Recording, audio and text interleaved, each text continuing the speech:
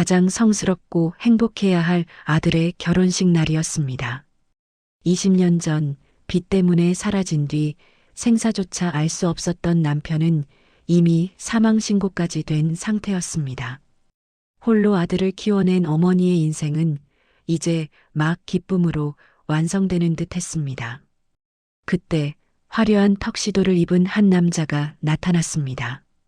억소리 나는 축의금 수표와 함께 그는 자신이 죽은 줄 알았던 남편이라고 주장했습니다. 남자의 얼굴을 보는 순간 20년간의 고통과 그리움은 배신감과 분노로 폭발했습니다. 이 남자 백만장자가 되어 돌아온 하객은 과연 축복일까요? 아니면 가족을 겨냥한 또 다른 잔인한 덫일까요? 구독과 좋아요 부탁드립니다. 여러분의 애정과 관심은 이야기를 만들어가는데 큰 힘이 됩니다. 따스한 햇살이 비추는 늦가을의 결혼식장이었습니다.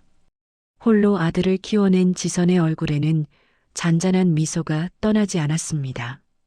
50대 후반의 지선은 작은 식당을 운영하며 고된 세월을 버텨냈습니다. 그녀의 인생은 온통 아들 서준에게 맞춰져 있었습니다. 그리고 오늘 서준이 아름다운 신부와 함께 새로운 인생을 시작하는 모습을 보며 지선은 20년 세월의 고통이 눈 녹듯 사라지는 것을 느꼈습니다. 지선은 웨딩드레스를 입은 며느리와 늠름한 서준을 바라보았습니다. 20년 전 남편 민준이 사업 실패와 엄청난 빚을 남긴 채 갑자기 사라졌던 그날. 이후 지선의 삶은 절망 그 자체였습니다. 민준이 실종된 지 7년이 지나자 지선은 결국 사망 신고를 할 수밖에 없었습니다. 법적으로 민준은 이미 세상에 없는 사람이었습니다. 지선은 남편의 빈자리를 홀로 채우며 서준을 반듯하게 키워냈습니다. 민준, 당신이 없어도 나는 해냈습니다. 당신 목까지 서준을 잘 키워냈습니다. 지선은 마음속으로 민준에게 조용히 말을 걸었습니다. 결혼식이 절정에 달했을 때였습니다. 신랑 서준과 신부가 하객들에게 인사를 하기 위해 행진을 시작하려 할 무렵 식장 문이 요란하게 열렸습니다. 모두의 시선이 그곳으로 향했습니다. 키가 크고 늘씬한 중년의 남자가 턱시도를 완벽하게 차려입고 당당하게 들어섰습니다. 그의 옆에는 세련되고 젊은 여인 해리가 그림자처럼 서 있었습니다. 남자의 얼굴은 50대 후반의 지선에게 너무나 익숙하고 동시에 너무나 낯선 얼굴이었습니다. 남자는 20년 전 빚에 찌들었던 초라한 민준이 아니었습니다. 그는 세상의 모든 부와 명예를 거머쥔 듯한 백만장자의 아우라를 풍기고 있었습니다. 지선은 숨을 쉴 수 없었습니다. 남자가 한 걸음 한 걸음 다가올 때마다 지선의 심장은 터질 듯 뛰었습니다. 그는 민준이었습니다. 죽은 줄 알았던 남편 민준. 20년이라는 긴 세월이 흘렀지만 그의 얼굴 윤곽과 눈빛은 지선이 매일 밤 꿈에서 그리워했던 바로 그 민준이었습니다. 하지만 지선은 기쁨 대신 경악과 분노를 느꼈습니다. 이 남자는 왜 가장 중요한 아들의 결혼식 날 백만장자가 되어 나타난 것일까요? 20년 동안 홀로 고통받았던 지선의 세월은 무엇이란 말입니까? 민준은 지선에게 다가왔습니다. 민준은 지선의 눈을 피하지 않았습니다. 그의 눈빛에는 지선을 향한 깊은 그리움과 함께 무거운 죄책감이 서려 있었습니다. 민준은 지선에게 아무 말도 하지 않은 채 미리 준비해온 흰 봉투를 지선에게 내밀었습니다. 지선은 떨리는 손으로 봉투를 받아들었습니다. 봉투 안에는 거액이 적힌 축의금 수표 한 장이 들어 있었습니다. 축결혼, 백만장자 민준. 지선은 수표에 적힌 문구를 보고 손이 부들부들 떨렸습니다. 이 남자는 지금 죽은 사람 행세를 하며 홀로 아들을 키운 아내에게 돈으로 자신의 존재를 증명하고 있었습니다. 결혼식장은 순식간에 술렁였습니다. 신랑 서준도 아버지를 알아보았습니다. 서준은 어머니 지선만큼이나 큰 충격에 빠졌습니다. 서준은 20년 만에 돌아온 아버지를 향해 환영 대신 분노를 표출했습니다. 서준은 민준에게 다가가 거액의 수표를 바닥에 내던졌습니다.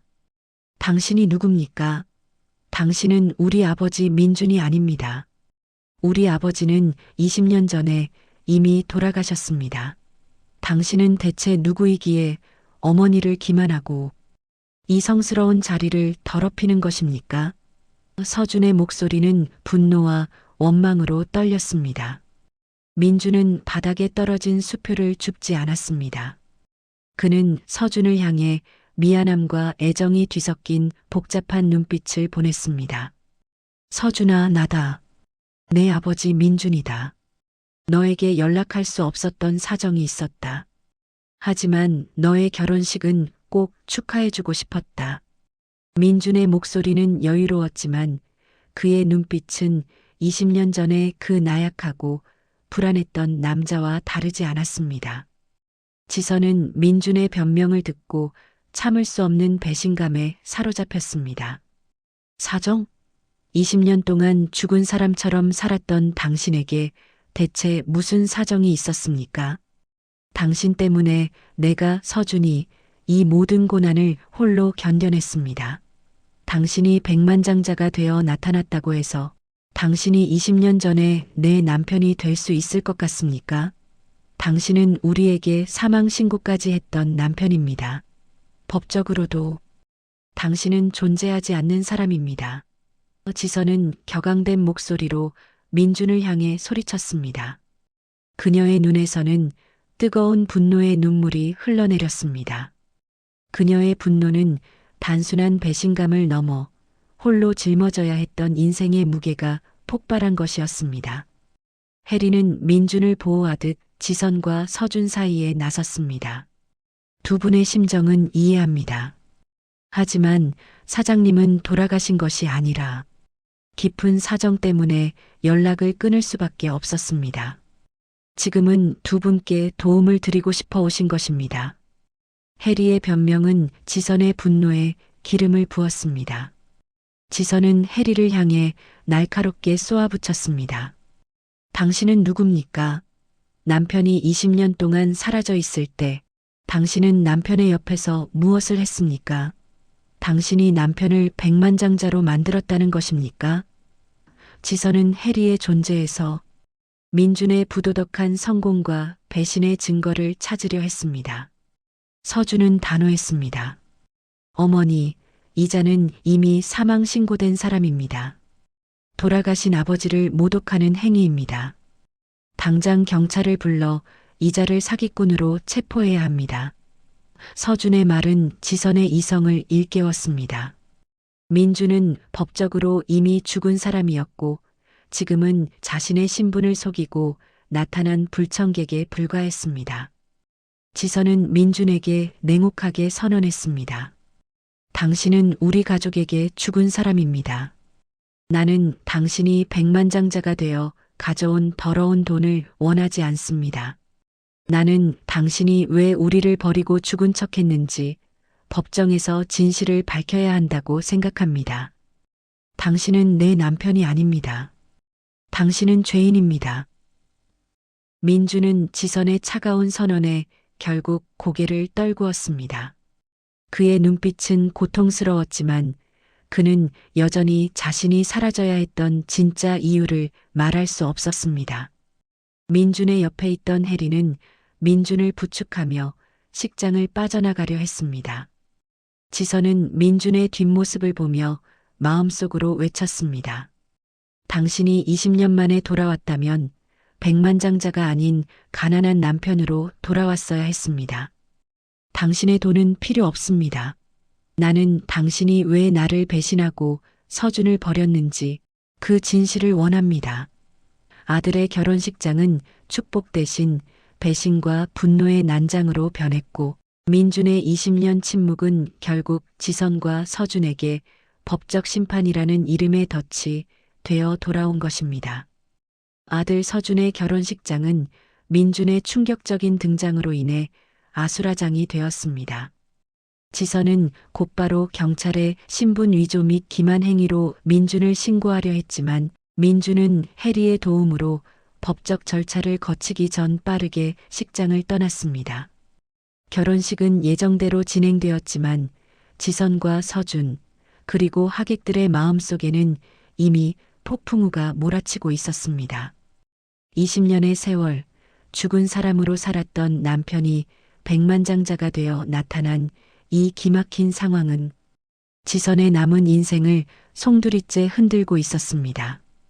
지선은 결혼식 후 신혼여행을 떠난 서준 부부에게 미안함과 고통을 감출 수 없었습니다. 그녀는 집으로 돌아와 20년 전 민준이 사라졌던 그날의 흔적을 찾아 헤맸습니다. 민준은 당시 사업에 실패하여 동철에게 막대한 빚을 진 상태였습니다. 민준이 남긴 마지막 메모에는 미안하다, 먼저 간다 는 절망적인 내용만 적혀 있었습니다. 지선은 남편이 빚 때문에 극단적인 선택을 했다고 믿어왔습니다. 하지만 민준은 살아 돌아왔습니다. 그것도 100억대 자산가가 되어 지선은 배신감에 몸을 떨었습니다. 민준, 당신은 가난 때문에 도망쳤던 것이 아니라 나를 버리고 당신만의 성공을 쫓았던 것입니까? 지선은 민준의 성공 과정에 더러운 돈이나 불법적인 행위가 연루되었을 것이라고 확신했습니다. 민준이 20년 동안 단 한 번도 연락하지 않고 사망자로 살았던 것은 과거의 죄를 덮기 위함이라고 지선은 판단했습니다.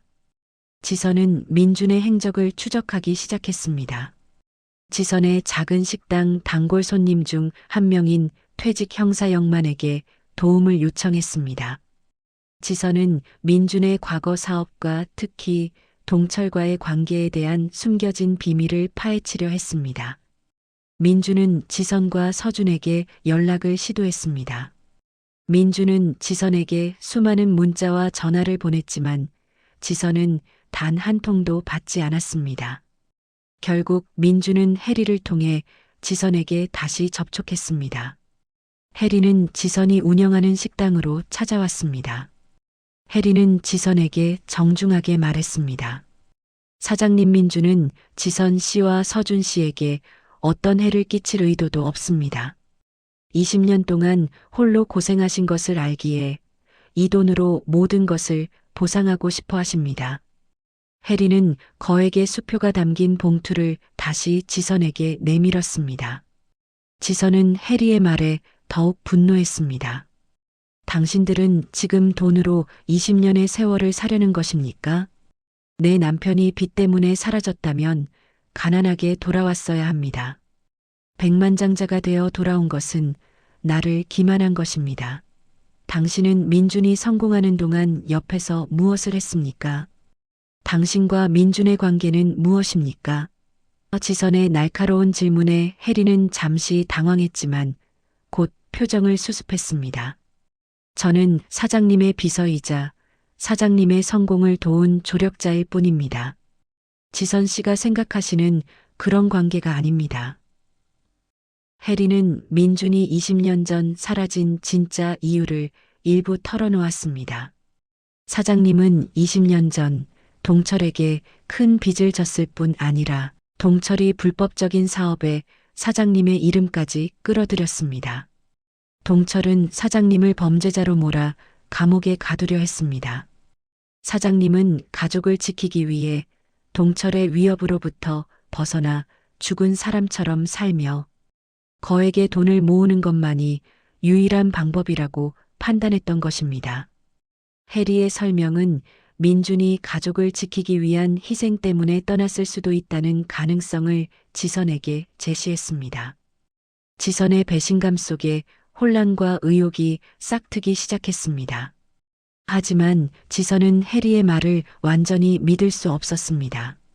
만약 민준의 말이 사실이라면 왜 단 한 통의 연락도 생존의 흔적도 남기지 않았던 것일까요?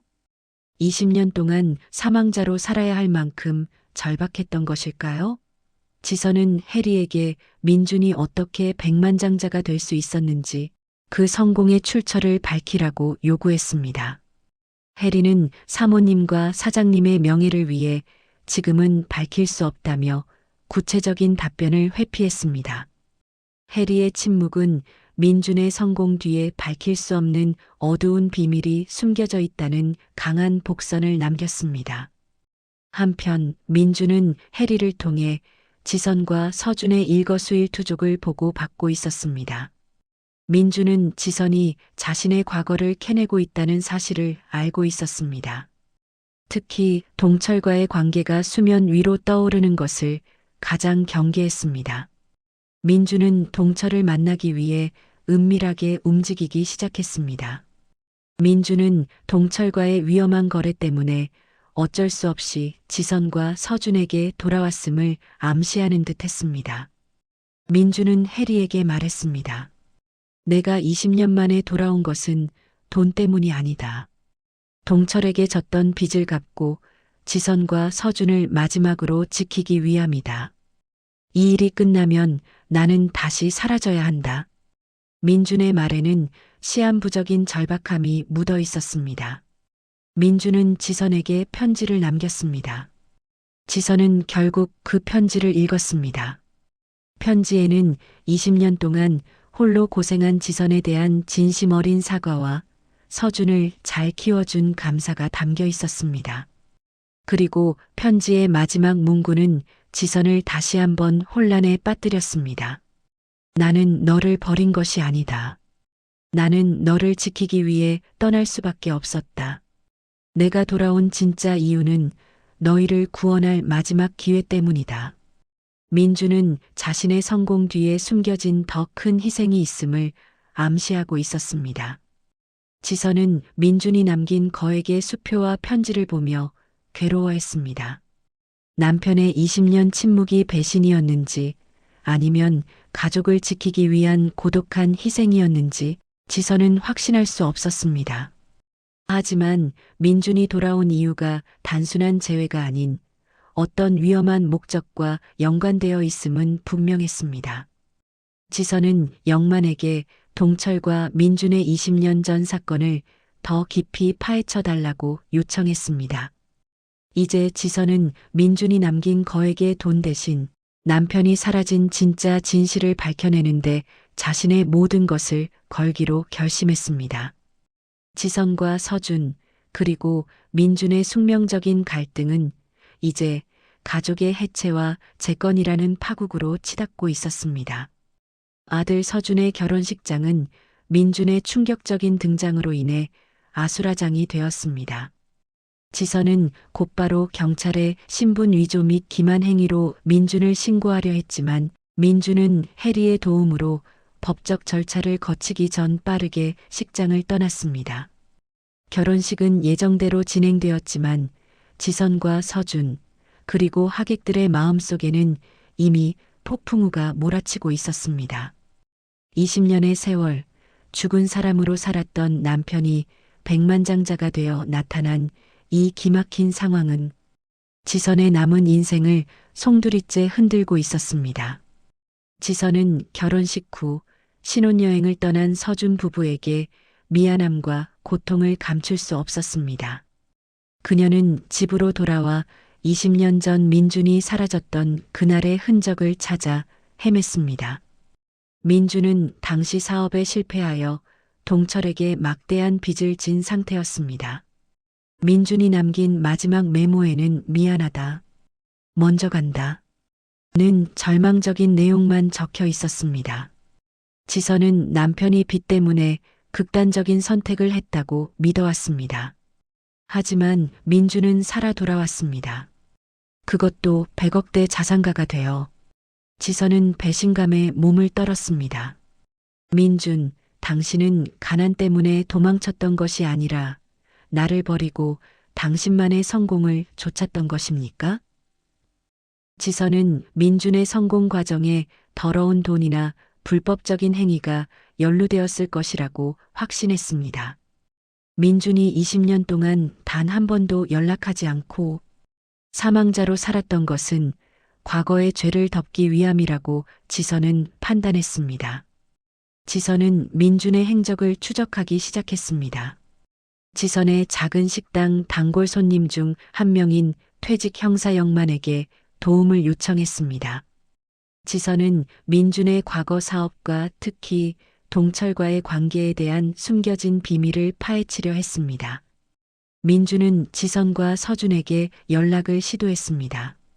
민준은 지선에게 수많은 문자와 전화를 보냈지만 지선은 단 한 통도 받지 않았습니다. 결국 민준은 해리를 통해 지선에게 다시 접촉했습니다. 해리는 지선이 운영하는 식당으로 찾아왔습니다. 해리는 지선에게 정중하게 말했습니다.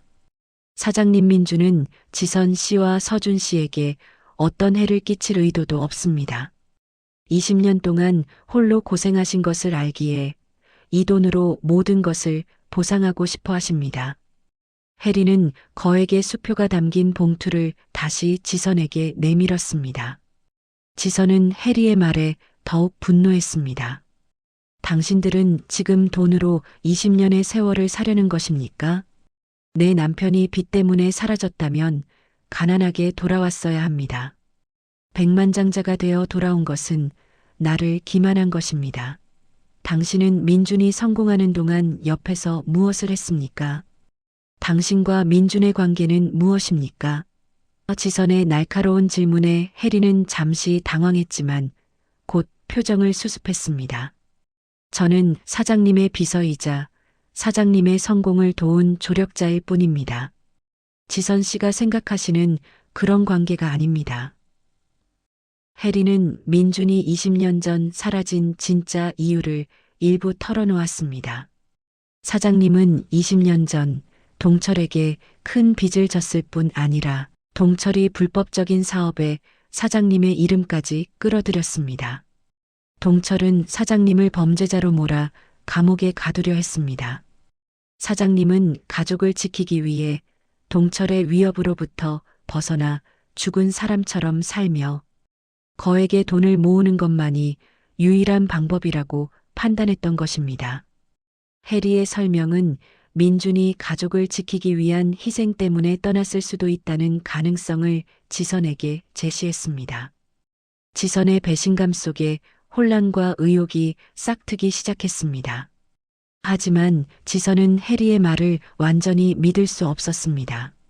만약 민준의 말이 사실이라면 왜 단 한 통의 연락도 생존의 흔적도 남기지 않았던 것일까요? 20년 동안 사망자로 살아야 할 만큼 절박했던 것일까요? 지선은 해리에게 민준이 어떻게 백만장자가 될 수 있었는지 그 성공의 출처를 밝히라고 요구했습니다. 해리는 사모님과 사장님의 명예를 위해 지금은 밝힐 수 없다며 구체적인 답변을 회피했습니다.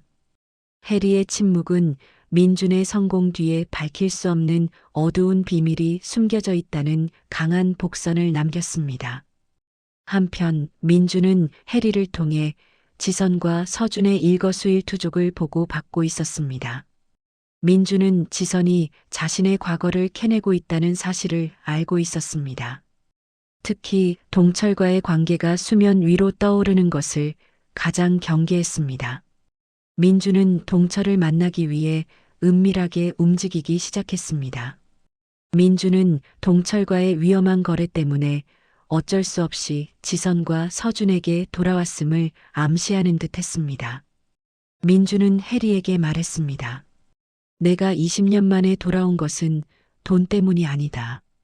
동철에게 졌던 빚을 갚고 지선과 서준을 마지막으로 지키기 위함이다. 이 일이 끝나면 나는 다시 사라져야 한다. 민준의 말에는 시한부적인 절박함이 묻어 있었습니다. 민준은 지선에게 편지를 남겼습니다. 지선은 결국 그 편지를 읽었습니다. 편지에는 20년 동안 홀로 고생한 지선에 대한 진심 어린 사과와 서준을 잘 키워준 감사가 담겨 있었습니다. 그리고 편지의 마지막 문구는 지선을 다시 한번 혼란에 빠뜨렸습니다. 나는 너를 버린 것이 아니다. 나는 너를 지키기 위해 떠날 수밖에 없었다. 내가 돌아온 진짜 이유는 너희를 구원할 마지막 기회 때문이다. 민주는 자신의 성공 뒤에 숨겨진 더 큰 희생이 있음을 암시하고 있었습니다. 지선은 민준이 남긴 거액의 수표와 편지를 보며 괴로워했습니다. 남편의 20년 침묵이 배신이었는지 아니면 가족을 지키기 위한 고독한 희생이었는지 지선은 확신할 수 없었습니다. 하지만 민준이 돌아온 이유가 단순한 재회가 아닌 어떤 위험한 목적과 연관되어 있음은 분명했습니다. 지선은 영만에게 동철과 민준의 20년 전 사건을 더 깊이 파헤쳐 달라고 요청했습니다. 이제 지선은 민준이 남긴 거액의 돈 대신 남편이 사라진 진짜 진실을 밝혀내는데 자신의 모든 것을 걸기로 결심했습니다. 지선과 서준, 그리고 민준의 숙명적인 갈등은 이제 가족의 해체와 재건이라는 파국으로 치닫고 있었습니다. 민준이 자신의 모든 재산을 털어 동철과의 악연을 끊고 지선과 서준에게 안전한 미래를 남기려 했다는 진실은 지선에게 엄청난 충격과 죄책감을 안겨주었습니다. 민준의 20년 침묵이 배신이 아닌 고독한 희생이었다는 것을 깨달은 지선은 20년 동안 그를 원망했던 자신의 마음을 용서할 수 없었습니다. 하지만 지선에게는 민준이 왜 돌아왔음에도 솔직하게 진실을 말하지 않았는지에 대한 의문이 남아 있었습니다. 지선은 민준이 남긴 편지를 다시 읽었습니다. 편지에는 마지막 기회라는 단어와 함께 내가 너를 떠난 것은 너를 지키기 위함이었다는 간절한 고백이 담겨 있었습니다. 지선은 민준의 조력자 해리를 찾아갔습니다. 지선은 해리에게 민준이 침묵했던 가장 깊은 이유를 알고 싶다고 물었습니다. 해리는 민준과의 약속 때문에 쉽게 입을 열 수 없었지만 지선의 절박한 모습에 결국 눈물을 흘리며 마지막 진실을 털어놓았습니다. 해리는 민준이 시한부 선고를 받았음을 고백했습니다. 민준은 20년 전 도피 생활 중 병을 얻었고 성공하여 돌아왔을 때 이미 남은 시간이 얼마 없었던 것입니다. 사장님은 당신들에게 병든 아버지의 모습을 보이고 싶어 하지 않으셨습니다. 가족들에게 짐이 되기 싫어하셨습니다. 그래서 백만장자가 되어 나타나 모든 빚을 청산하고 깨끗한 유산을 남긴 채 홀로 사라지려 했던 것입니다. 사장님의 20년 침묵은 가족을 향한 마지막 사랑이었습니다. 해리의 고백은 지선의 20년 원망을 한순간에 절절한 오열로 바꾸어 놓았습니다. 지선은 민준의 시한부 사실을 듣고 무너졌습니다. 그가 백만장자의 턱시도를 입고 나타났던 것은 아버지로서의 마지막 자존심이었던 것입니다. 지선은 곧바로 민준을 찾아 나섰습니다. 민준은 동철과의 거래를 끝내고 조용히 사라지기 위해 해리가 준비해둔 작은 오두막에 홀로 머물고 있었습니다. 민준은 지선이 자신의 병을 알았다는 사실에 놀라면서도 지선을 향해 미안함과 고통이 뒤섞인 눈빛을 보냈습니다. 지선아, 내가 이곳까지 찾아올 줄 몰랐다. 나는 너에게 짐이 되고 싶지 않았다. 너는 이제 서준과 함께 행복하게 살아야 한다. 내가 남긴 돈으로 너희는 평생 고통 없이 살 수 있을 것이다. 민준은 마지막까지 가족에게 깨끗한 돈과 미래를 남기려 했습니다. 하지만 지선은 민준의 손을 잡고 격렬하게 오열했습니다. 당신은 나에게 돈을 남기는 것이 아니라 시간을 남겼어야 했습니다. 20년 동안 당신을 그리워하며 죄책감에 시달린 나의 세월은 무엇이란 말입니까? 당신은 나에게 용서받을 기회조차 주지 않고 또다시 도망치려 했던 것입니다. 지선의 울부짖음은 민준의 굳게 닫혔던 마음을 열었습니다. 민주는 지선의 품에 안겨 함께 통곡했습니다. 20년의 침묵과 오해는 뜨거운 눈물 속에서 비로소 녹아내렸습니다. 지선은 민준을 용서했습니다. 배신감은 절절한 사랑으로, 원망은 희생에 대한 감사로 바뀌었습니다. 지선은 민준에게 당신은 영원히 내 남편이다라고 고백하며 남은 시간 동안 민준의 곁을 지키겠다고 다짐했습니다. 지선과 서준은 민준을 집으로 데려왔습니다. 서준은 20년 동안 홀로 지선을 고생시켰던 아버지를 여전히 쉽게 용서할 수 없었습니다. 서준은 민준을 보자마자 냉정한 눈빛으로 물었습니다. 아버지, 왜 마지막까지 저희에게 짐이 되는 길을 택하려 했습니까? 아버지가 남긴 돈보다 저희는 아버지의 존재가 필요했습니다. 서준의 질문은 민준의 가장 아픈 곳을 찔렀습니다.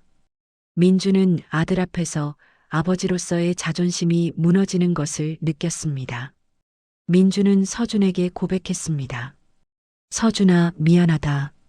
나는 너를 빚으로부터 구원하고 싶었지만 결국 너에게 가장 큰 상처를 남겼다.